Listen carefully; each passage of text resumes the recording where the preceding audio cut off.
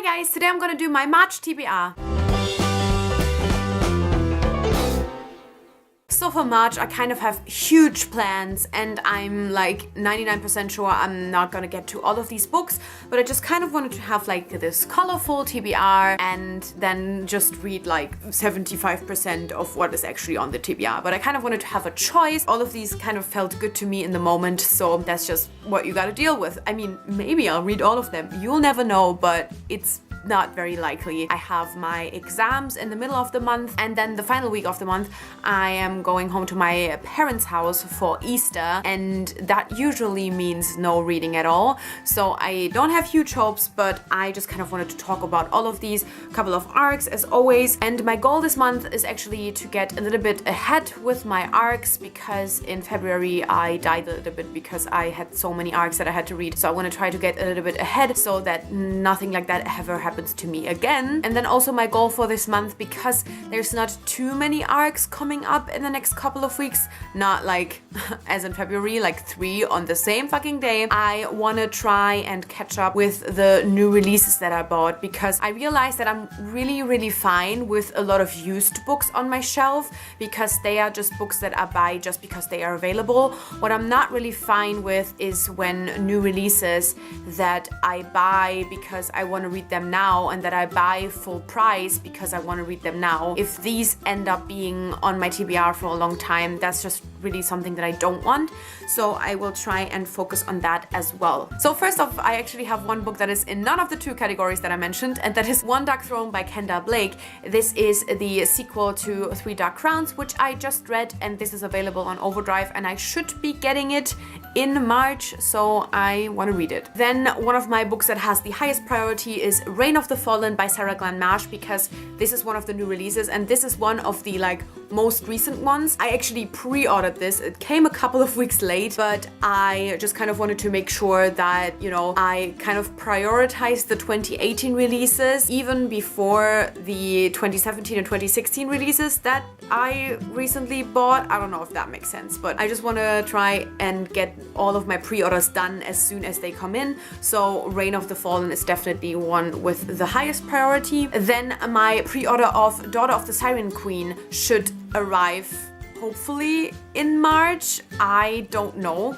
Sometimes there's really no knowing when books are actually going to arrive, but it should be arriving, and I love Daughter of the Pirate King so much. So this is definitely one that I'm very much looking forward to and that I'm pretty sure I am gonna end up reading. Oh gosh, I just realized I hadn't even put Daughter of the Siren Queen on my list, so the list just got longer. I think it's 10 books, so anyway. So then I have It's Not Like It's a Secret by Misa Segura. This is a anticipated release of 2016, and this was not a book that I bought myself. I won this in a giveaway, but still I wanted to kind of put this in the category of new releases that I don't want to be on my TBR forever. This is a contemporary that I have heard mixed things about. I might end up DNFing it, I don't know, but yeah, I already have it, so I might as well read it and we'll just see. Then I have Georgia Peaches and Other Forbidden Fruit. This is actually one of my most anticipated releases of 2016, and I finally got this copy at the end of last year, but since it's also a new book that I bought and not a used book,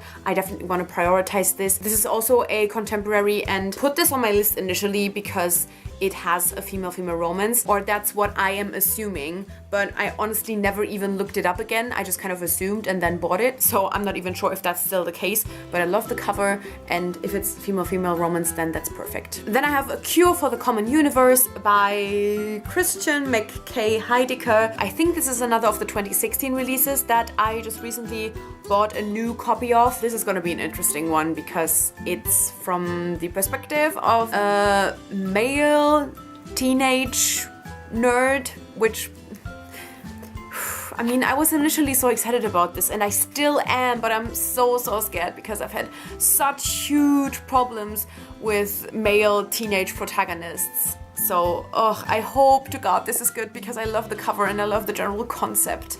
I just don't want it to be disgusting. And finally, I have Saving Hamlet by Molly Booth. This is another of the 2016 releases, I'm pretty sure. So another one that, you know, I just recently bought new, but that I want to get to because I need to work on my anticipated releases that I buy new.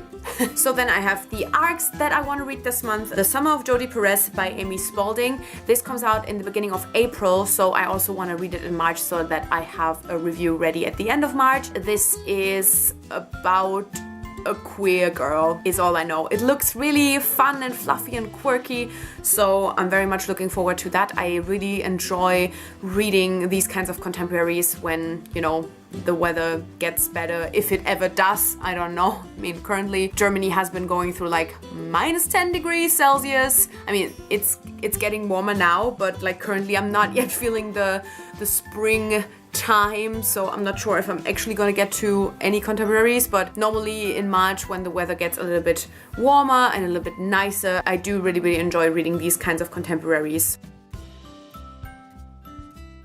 And then all of the other arcs, thankfully, a little bit of time to breathe. I'm not complaining, I love arcs, but because I keep getting them like so many months early, I kind of am then like, oh, I don't want to read it yet because it's so long until release, and then all of a sudden the release is there and I'm like, shit, I still have to read that. So it's my complete own fault. I appreciate arcs so fucking much and they mean a lot to me, but I just hate myself for not being able to, you know, actually read them early-ish. Anyway, these come out in May, so I want to try and read them in March so that I'm ready. The first one is Furyborn by Claire Legrand. This is a YA fantasy. It is a kind of generational story, which is great. That's all I know. Then I have All of This Is True by Ligia de Penaflor. This is a YA mystery and it has a little bit of a complicated storyline, but it's about this group of teens who are obsessed with this author, and I think they meet the author and then the author kind of writes a story based on them, but it has a weird kind of mystery crime thriller element to it.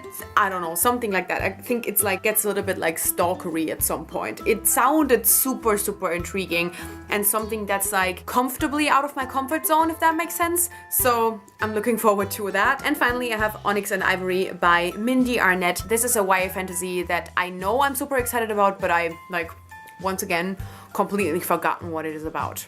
So that's fine. But I have started to come to terms with not knowing what the arcs that I got accepted for are about, because I know that when I requested them, I knew exactly why I requested them, and I was 100% sure that I requested them because I think I would really enjoy the book and because I think that it could be something that I would promote. So even if by the time I put them on my TBRs or in my e-arc hauls, I have forgotten what they are about, I usually trust my past self with knowing that I will end up enjoying the books. So let's hope that's the case with Onyx and Ivory. Anyway, this is everything that I plan to read in March. As I said, big plans, and I'm probably not gonna get to everything, but this is just kind of my like rough structure of what I want to read. I mean, I'm pretty sure it's definitely gonna be the 2 new releases, Reign of the Fallen and Daughter of the Siren Queen. Then from these 4 I will probably end up reading like 2, and then from the arcs I will just kind of go in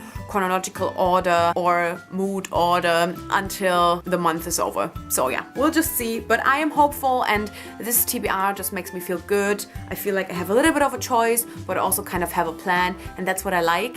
I know a lot of people feel pressured by TBRs, but I've said it before, for me it's kind of good, because otherwise I go into the month and I feel completely lost because I don't know what to pick up, because my TBR is over 100 books. I know that's small for some people, but for me it's already overwhelming. So having a little bit of a plan of what I kind of want to read just makes me feel safe. Anyway, I want to know some of your plans for March, or as always, if there's anything that I mentioned that you would be particularly excited to hear about, so that I can kind of try and prioritize it.